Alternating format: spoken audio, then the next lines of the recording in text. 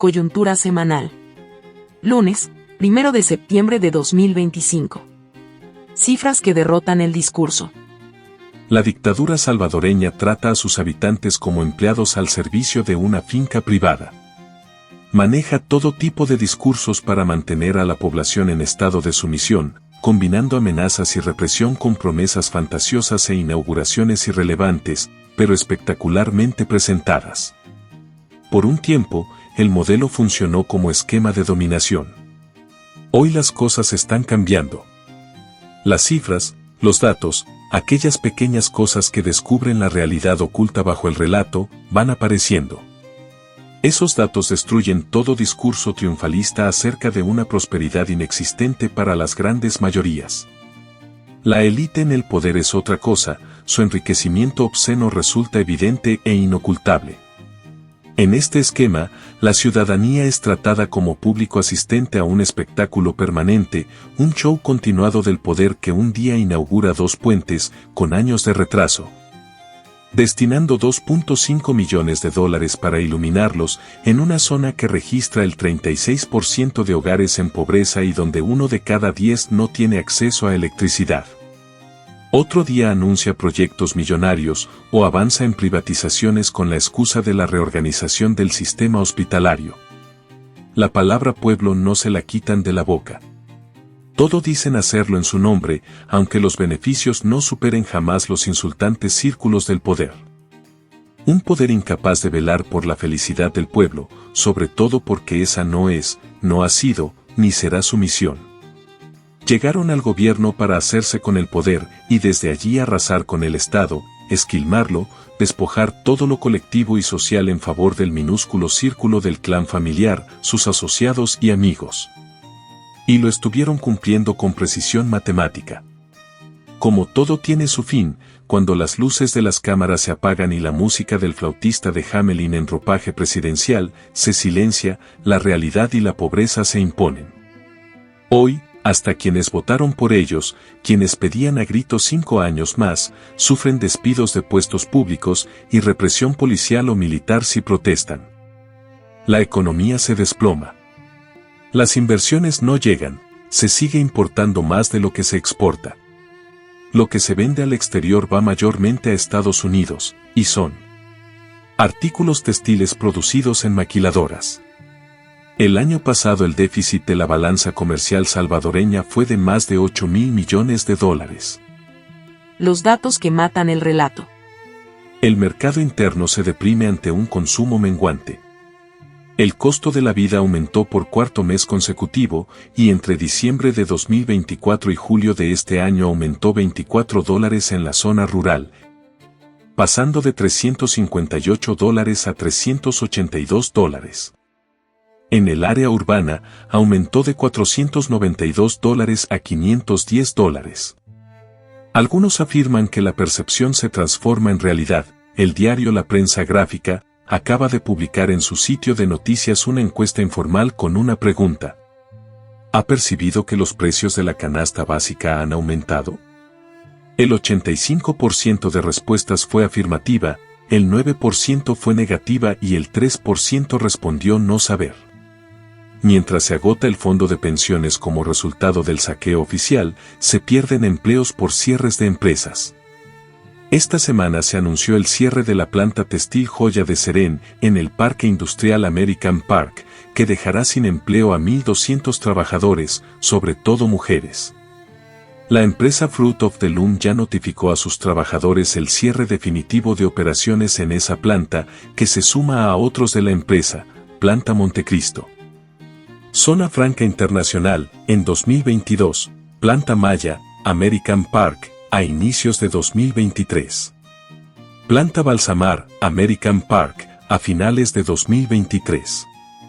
Únicamente mantendría en funcionamiento 2 plantas, reduciendo drásticamente la presencia de una empresa que llegó a El Salvador en los años 90, como parte de la expansión de la industria textil en la región, generando miles de empleos directos en la zona occidental del país.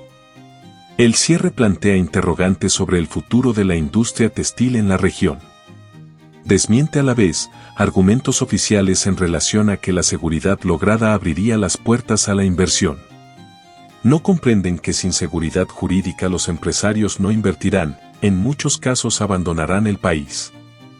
Según el Banco Central de Reserva, BCR, en todo el periodo de gobierno anterior a la usurpación, 2019 a 2024, la producción industrial cayó 6.2% y su aporte al Producto Interno Bruto pasó del 16% al 14%.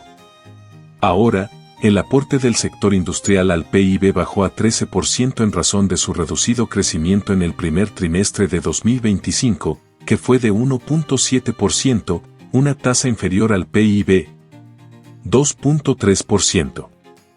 Entre 2019 y 2023, el empleo en la industria pasó de 432.906 a 404.598. Una disminución de 28.308 personas, según la encuesta de hogares de propósitos múltiples, hoy a cargo de la Oficina de Censos, bajo responsabilidad del BCR. Por otra parte, y según la Asociación Salvadoreña de Industriales, en el año 2024 se perdieron 10.000 empleos en el sector industrial. La deuda descontrolada sigue aumentando y el fondo de pensiones se agota. Según el BCR, entre diciembre de 2024 y julio de 2025, la deuda pública aumentó en $1.427 millones, alcanzando los $33.564 millones. El mayor aumento se dio en julio, por un monto de casi $560 millones. En 8 meses de este año, la aprobación de crédito supera a todo el 2024. A pesar que en enero de 2023 el gobierno celebró haber saldado un vencimiento de deuda por $800 millones y atacó en redes sociales a los analistas que habían advertido de un potencial escenario de impago, lo logró con la renegociación de la deuda, que llevó a mayor endeudamiento, y con una reforma de pensiones que desde entonces está despojando de sus ahorros a los trabajadores. Esa deuda ya supera los $10.000 millones y empieza a ser considerada impagable. El Salvador no pagará intereses ni capital de la deuda previsional hasta 2027, pero ese año deberá saldar otro vencimiento de la deuda total del país por cerca de $2.035 millones.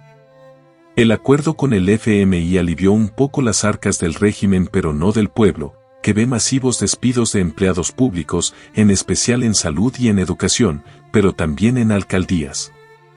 A consecuencia de las exigencias del fondo, falta de liquidez e intereses políticos.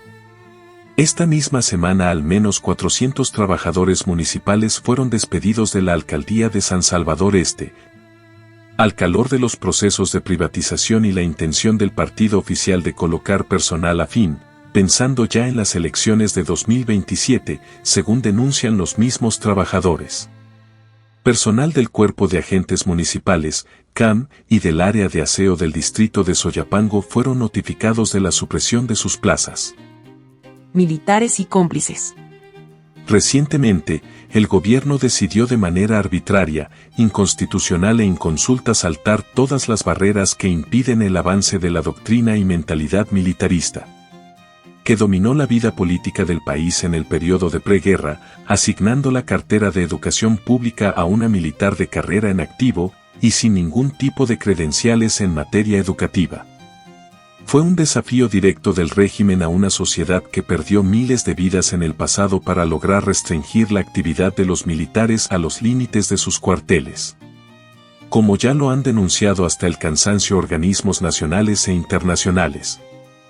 La militarización progresiva del país se asentó en el pacto de conveniencia entre el presidente y las Fuerzas Armadas para, al calor de la llamada guerra contra las pandillas, entregar el control de la represión al cuerpo armado.